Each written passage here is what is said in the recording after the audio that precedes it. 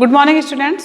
BA third year economics में स्वतंत्र व्यापार एवं संरक्षण वाला टॉपिक चल रहा है। कल स्वतंत्र व्यापार के बारे में अपने थोड़ा बहुत पढ़ा। स्वतंत्र व्यापार की बात करते करते आगे इसको बढ़ाएंगे।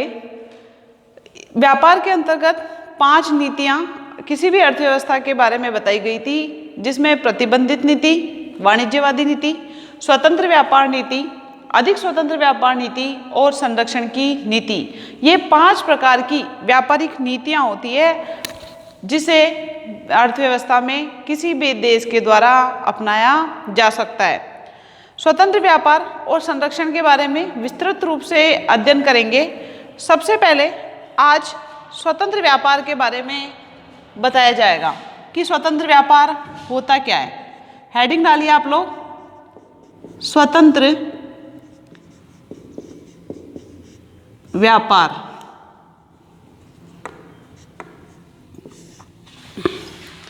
कल मैंने आपको बताया कि स्वतंत्र व्यापार का जो सिद्धांत दिया था, इसके प्रतिपादन का सिद्धांत दिया गया था, वो सिद्धांत किसके द्वारा दिया गया था? एडम स्मिथ के द्वारा। स्वतंत्र व्यापार के सिद्धांत को किसके द्वारा दिया गया? एडम स्मिथ के द्वारा दिया गया था। और एडम स्मिथ आधुनिक अर्थशास्त्र के जन्मदाता माने जाते हैं। एडम स्मिथ क्या माने जाते हैं? आधुनिक अर्थशास्त्र के जन्मदाता। आधुनिक अर्थशास्त्र के जन्मदाता कौन है? एडम स्मिथ है। 1776 में इन्होंने बहुत ही प्रसिद्ध पुस्तक लिखी थी, जो थी the general theory of employment, interest and money. 1776 ईस्वी में इनके द्वारा सुप्रसिद्ध पुस्तक लिखी गई थी। उसका नाम लिख रही हूं मैं, the general theory of employment,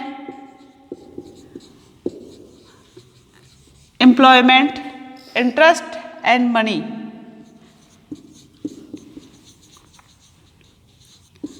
interest and money, ये पुस्तक आय एवं रोजगार का सिद्धांत, हिंदी में बोलेंगे इसका नाम आय एवं रोजगार का सिद्धांत। ये पुस्तक जो है अर्थशास्त्र में जो बहुत ही सुप्रसिद्ध हुई। इस पुस्तक से एडम स्मिथ का नाम काफ़ी विश्वविख्यात हुआ। तो कहने का मतलब ये है कि स्वतंत्र व्यापार का जो सिद्धांत दिया गया था वो एडम स्मिथ के द्वारा दिया गया था, और एडम स्मिथ का अर्थशास्त्र में बहुत ही बड़ा योगदान माना जाता है। स्वतंत्र व्यापार नीति के बारे में बात करते हैं तो स्वतंत्र व्यापार नीति वह नीति है जिसके अंतर्गत विभिन्न देशों के मध्य वस्तुओं एवं सेवाओं के विनिमय पर किसी भी प्रकार का कोई प्रतिबंध नहीं होता है। कहने का मतलब जिस देश को जितनी मात्रा में जिस वस्तु की आवश्यकता है वो अपनी इच्छा से उस देश से मंगा सकता है, और अपनी वस्तुएं जिस देश को भेजना चाहता है उसको वो आराम से भेज सकता है।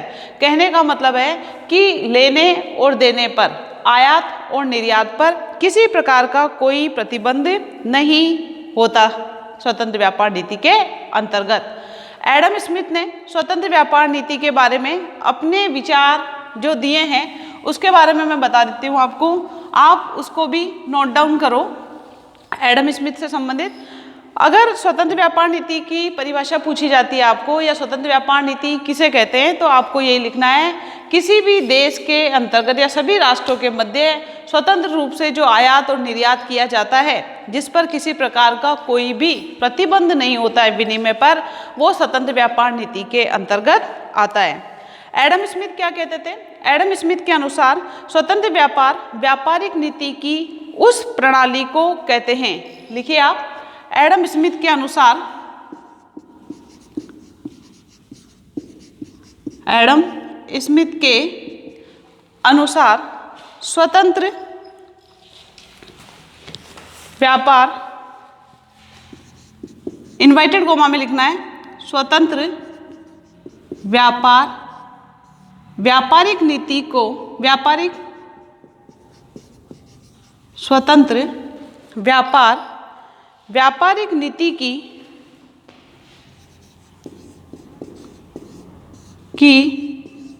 उस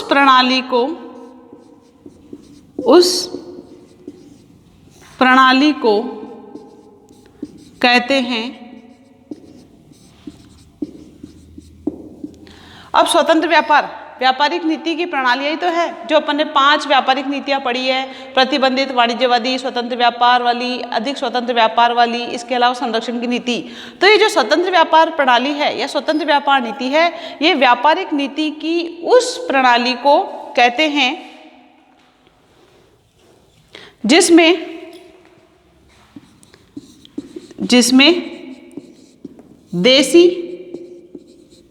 देसी का मतलब क्या होता है? अपने देश के अंदर जो भी वस्तु उत्पादित होती है उसको देसी बोला जाता है। तो देसी व विदेशी वस्तुओं, देसी व विदेशी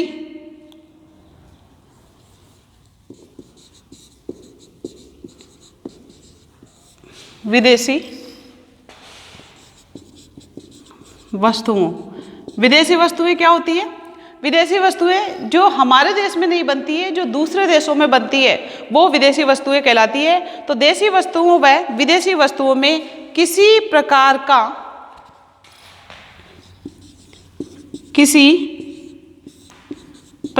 का भेदभाव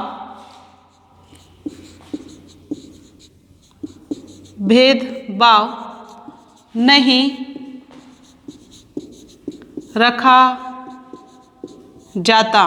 कहने का मतलब चाहे देश के अंदर बनने वाली वस्तु हो, चाहे विदेश से वस्तु वो आ रही हो, उसमें किसी भी प्रकार का कोई भेदभाव नहीं रखा जाता है। न तो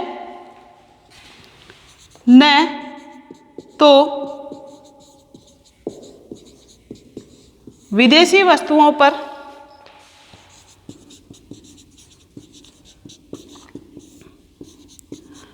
अनावश्यक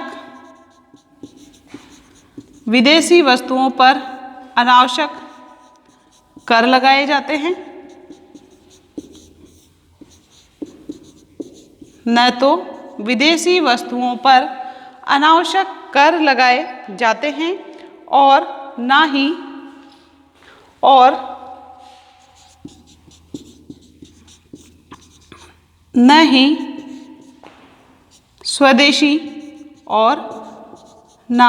स्वदेशी वस्तुओं को विशेष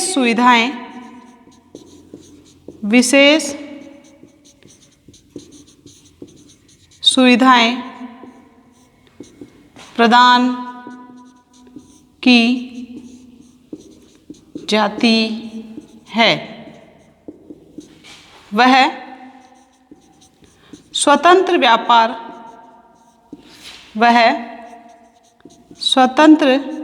व्यापार नीति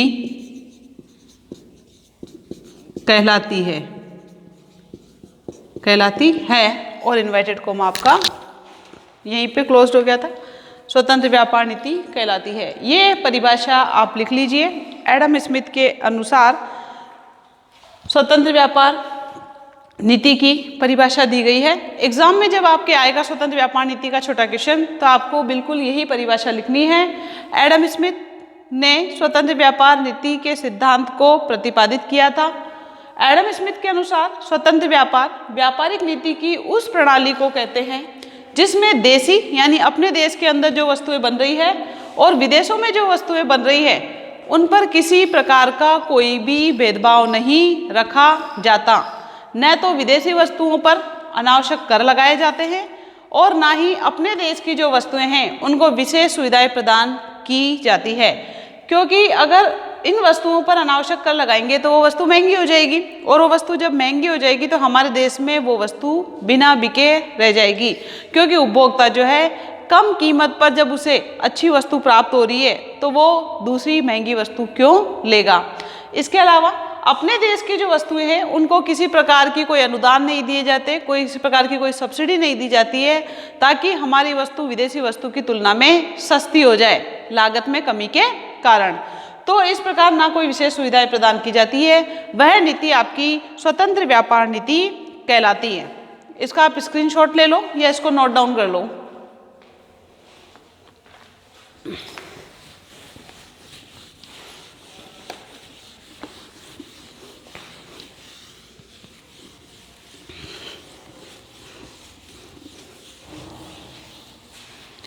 नेक्स्ट, इसी को कंटिन्यू रखते हुए आधुनिक अर्थशास्त्री स्वतंत्र व्यापार को श्रम विभाजन का स्वतंत्र अंतर्राष्ट्रीय विस्तार कहते हैं।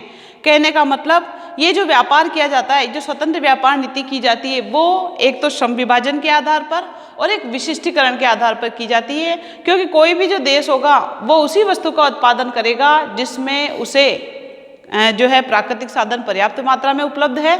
साथ ही श्रम विभाजन का साधनों का यूज करके, श्रम विभाजन के आधार पर साधनों का यूज करके न्यूनतम लागत पर अधिकतम उत्पादन करने की कोशिश करता है। एक और अर्थशास्त्री है जिन्होंने स्वतंत्र व्यापार नीति के बारे में कुछ बताया है, उसके बारे में लिखते हैं अपन, पॉल सैमुअल्सन। पॉल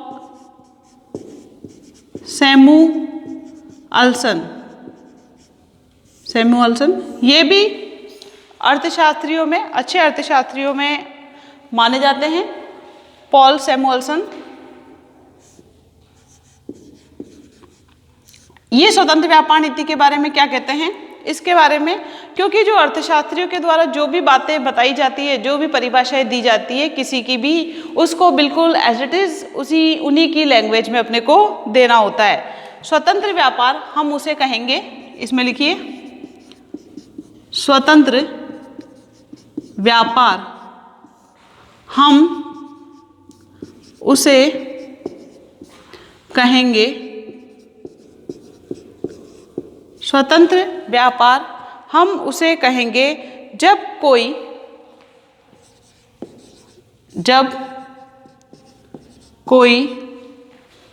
बाह्य हस्तक्षेप,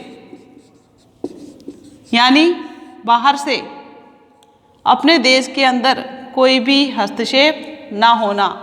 आंतरिक हस्तक्षेप तो अपने देश की सरकार के द्वारा किया जाता है।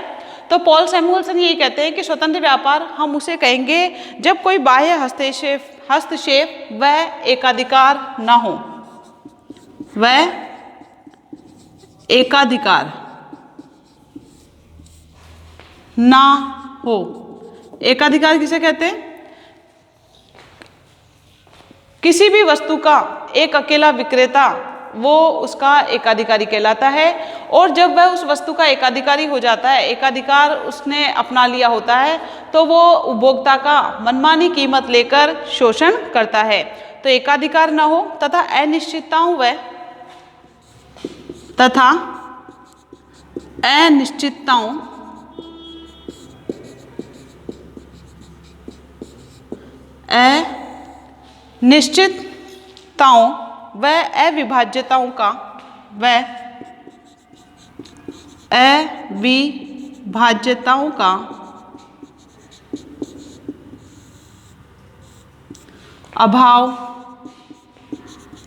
अविभाज्यताओं का अभाव रहता हो। ये आपकी इन्वर्टेड कोमा क्लोज्ड हो जाती है। ये पॉल सैमुअल्सन ने बोला है कि स्वतंत्र व्यापार हम उसे कहेंगे जब कोई बाह्य हस्तक्षेप व एकाधिकार ना हो तथा अनिश्चितताओं व अविभाज्यताओं का अभाव रहता है, करना यहाँ पर ना कि हो, रहता है। ये आपकी पॉल सैमुअल्सन के द्वारा दी गई परिभाषाएं हैं। कहने का मतलब जिसमें कोई बाह्य हस्तक्षेप नहीं होना चाहिए, मतलब किसी के द्वारा हस्तक्षेप ना हो, साथ में एकाधिकारी ना हो, क्योंकि एकाधिकारी जब होता है तो उपभोक्ता का मनमाना शोषण होता है। तब हम विदेशी व्यापार जब कर रहे हैं, जब अपन स्वतंत्र व्यापार कर रहे हैं, तो बहुत सारी वस्तुएं हमारे देश के अंदर भी आ रही है, हमारी वस्तुएं विदेशों में जा रही है, तो उपभोक्ताओं के सामने चयन की समस्या, यानी उपभोक्ता कम कीमत पर वस्तुएं अनेक उपलब्ध कर सकता है या अनेक वस्तुएं से उपलब्ध होती है। क्यों? क्योंकि बहुत सारे देशों की वस्तुएं उस देश के अंदर आई हुई रहती है। इस वजह से तो एकाधिकार ना हो तथा अनिश्चितताओं व अविभाज्यताओं का अभाव रहता है। कहने का मतलब अब जब हम स्वतंत्र व्यापार कर रहे हैं, दूसरे देशों से हमारा विनिमय हो रहा है, लेन देन हो रहा है, तो अनिश्चितता की संभावना नहीं रहेगी। क्योंकि जब हमारे यहाँ पर उत्पादन नहीं भी होगा प्राकृतिक आपदा के होने के कारण, तो हम विदेशों से उन वस्तुओं को मंगाकर ऐसी अनिश्चितता संबंधी समस्या को दूर कर देंगे। साथ में अविभाज्यताओं की बात करते हैं। अब किसी व्यक्ति के पास पैसा ज़्यादा होता है, किसी व्यक्ति के पास कम होता है, तो जब से मुद्रा का आविष्कार हुआ है तब से अविभाज्यता वाली समस्या तो वैसे भी दूर हो गई है। तो ये पॉल सैमुअल्सन के द्वारा दी गई परिभाषा थी। इसको भी आप जो है स्क्रीनशॉट ले लो या इसको नोट डाउन कर लो। एक और अर्थशास्त्री है जिनके द्वारा अपन परिभाषा जो स्वतंत्र व्यापार नीति है उसके बारे में लिखेंगे।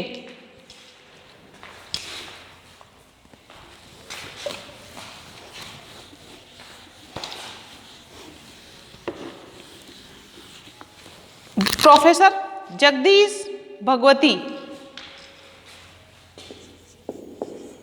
प्रोफेसर जगदीश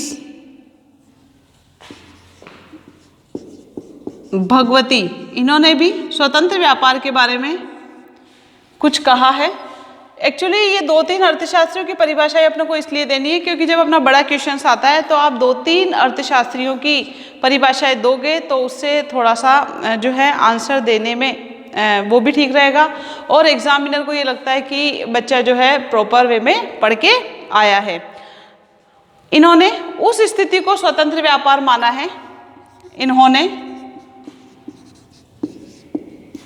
उस स्थिति को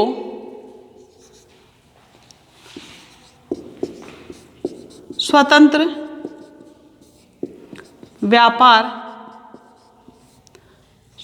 व्यापार माना है। अब अलग अलग अर्थशास्त्री हैं तो अलग अलग अर्थशास्त्री जो परिभाषाएं देंगे उनकी जो परिभाषाएं देंगे उनकी थोड़ी सी जो लिखने की लैंग्वेज है या उनके जो प्रस्तुत करने का जो तरीका है वो थोड़ा सा अलग होगा, लेकिन कुल मिलाकर जो भी परिणाम आएगा यही आएगा कि विदेशी वस्तुओं पर ना तो अनावश्यक कर लगाए जाते हैं और ना ही हमारे देश की वस्तुओं को विशेष सुविधाएं प्रदान की जाती है स्वतंत्र व्यापार नीति के अंतर्गत। क्योंकि अलग अलग अर्थशास्त्रियों के अलग अलग विचार होते हैं, लेकिन लास्ट में जो रिजल्ट निकलता है वो लमसम सेम ही आता है। तो प्रोफेसर जगदीश भगवती ने उस स्थिति को स्वतंत्र व्यापार माना है जिसमें किसी प्रकार के टटकर ना हो, जिसमें किसी प्रकार के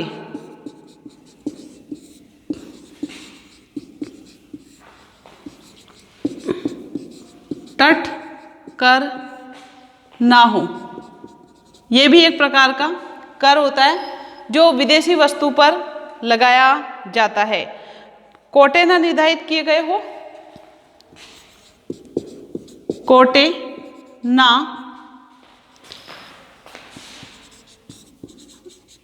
निर्धारित किए गए हो। ये कौन सी वस्तुओं पर लगाए जाते हैं? ये आयातित वस्तुओं पर लगाए जाते हैं। किसी प्रकार के टटकर ना हो। टटकर ये कौन सी वस्तु पर लगाया जाएगा? जो वस्तुएं हमारे यहाँ विदेशों से आ रही है, तो हमारे देश की वस्तुओं को बेचने के लिए हम सीमा पार जो टैक्स लगा देते हैं, इससे विदेशी वस्तु महंगी हो जाती है। कोटे ना निर्धारित किए गए हो, यानी हमें जितनी मात्रा में चाहिए हम उसी वस्तु का उतनी मात्रा में ही आयात करें।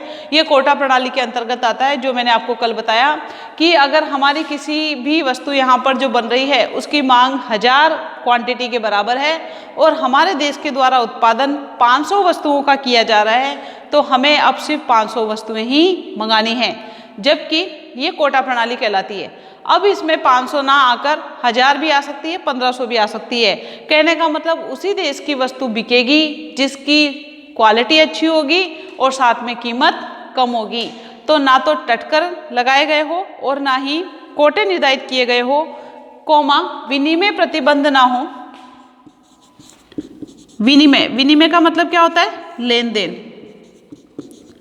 विनिमय प्रतिबंध ना हो, यानी आप जितनी चाहे उतनी मात्रा में आयात और निर्यात कर सकते हो, तो कोई प्रतिबंध ना होना चाहिए। उत्पादन पर आर्थिक सहायताओं की पद्धति ना हो, उत्पादन पर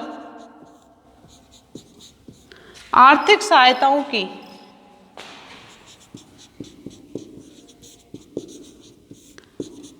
आर्थिक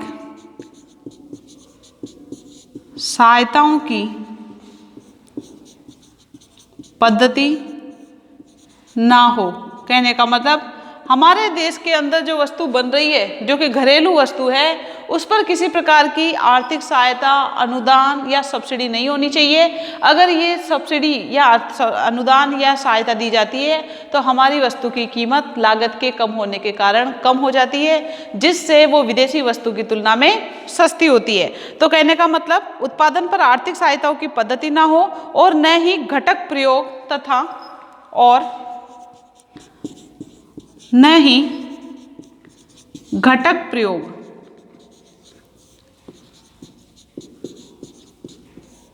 घटक प्रयोग का मतलब क्या होता है कि अपनी वस्तु को सस्ता करने के लिए अपन बहुत सारे जो है प्रयोग करते हैं, तो घटक प्रयोग ना हो तथा उपयोग पर इस प्रकार की बंदिश हो, तथा उपयोग पर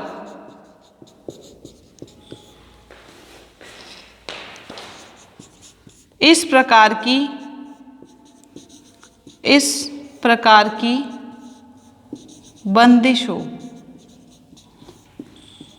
यानी उन घटकों का प्रयोग ना हो और साथ में अगर इस प्रकार का उपयोग किया जा रहा है तो इस प्रकार की उपयोग पर क्या लगाई जाए? बंदिश लगाई जाए। ये सारे जो है स्वतंत्र व्यापार नीति में प्रोफेसर जगदीश भगवती के कथन हैं। इसको आपको एज इट इज ऐसे ही देना है। जो परिभाषा आपको सरल लगती है उन अर्थशास्त्रियों की आप परिभाषा याद रख के उसके आंसर में उन परिभाषाओं को आप ऐड कर सकते हो। ये प्रोफेसर जगदीश भगवती के अनुसार है। उन्होंने क्या कहा है? इन्होंने उस स्वतंत्र स्थिति को स्वतंत्र व्यापार माना है जिसमें किसी प्रकार का कोई तटकर ना हो, कोई भी अनावश्यक टैक्स लगाया जाए, कोटे ना निर्धारित किए गए हो, आयात को कम करने के लिए कोटा प्रणाली ना अपनाई गई हो, विनिमय प्रतिबंध ना हो, लेन देन पर किसी प्रकार का यानी आयात और निर्यात पर किसी प्रकार का कोई प्रतिबंध नहीं होना चाहिए, उत्पादन पर आर्थिक सहायताओं की पद्धति ना हो, जो भी उत्पादन किया जा रहा है उस पर किसी प्रकार की कोई विशेष सुविधाएं, सब्सिडी और अनुदान वगैरह ना हो, और न ही किसी घटक का प्रयोग अथवा उपयोग पर इस प्रकार की बंदिश हो। इस प्रकार के ये जो तटकर हो गए, विनिमय प्रतिबंध हो गए, इसके अलावा कोटा प्रणाली हो गई, ये सारे आर्थिक सहायता हो गई, इन घटकों का प्रयोग नहीं होना चाहिए और इन उपयोगों पर इस प्रकार की बंदिश हो। ये स्वतंत्र व्यापार नीति की प्रोफेसर जगदीश भगवती के अनुसार परिभाषा दी गई है।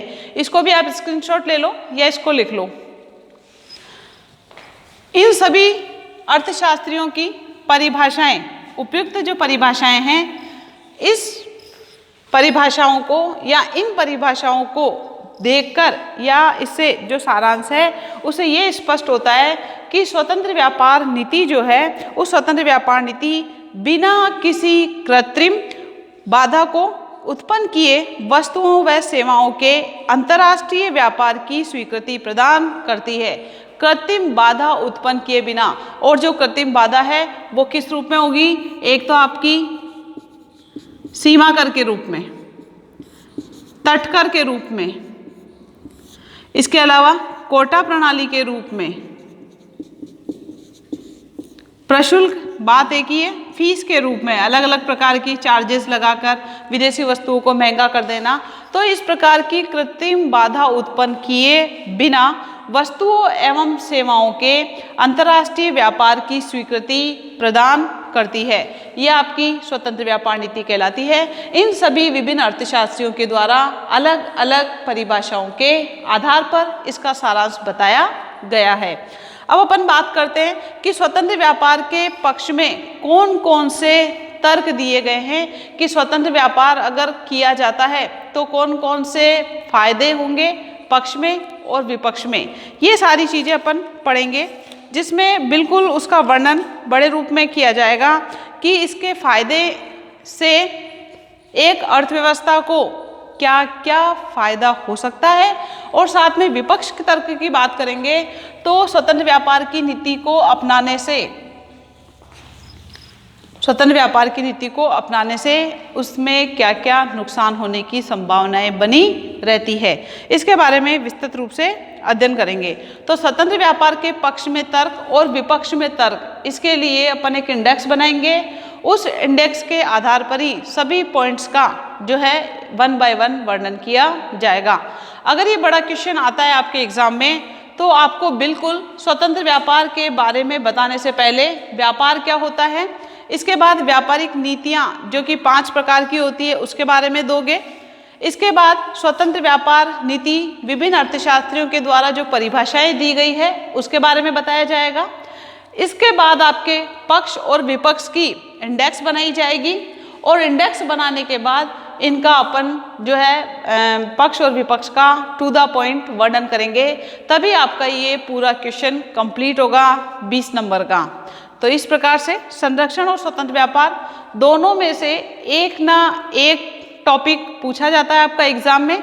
जिस समय स्वतंत्र व्यापार पूछ लिया जाता है तो नेक्स्ट टाइम आपका संरक्षण पूछा जाता है, और जिस साल संरक्षण पूछ लिया जाता है तो नेक्स्ट टाइम आपका स्वतंत्र व्यापार पूछा जाता है। इसलिए इस टॉपिक को थोड़ा सा ध्यान से पढ़ते हुए, इसमें अगर कोई समस्याएं आपको आती है, वैसे समस्या आएगी नहीं क्योंकि टॉपिक ईजी है, अगर आती भी है तो आप बिल्कुल बताइए, व्हाट्सअप करिए या पर्सनल आप फ़ोन करके पूछ लीजिए। इसके बारे में स्वतंत्र व्यापार के पक्ष में तर्क और विपक्ष में तर्क अपन नेक्स्ट क्लास में करेंगे। Thank you.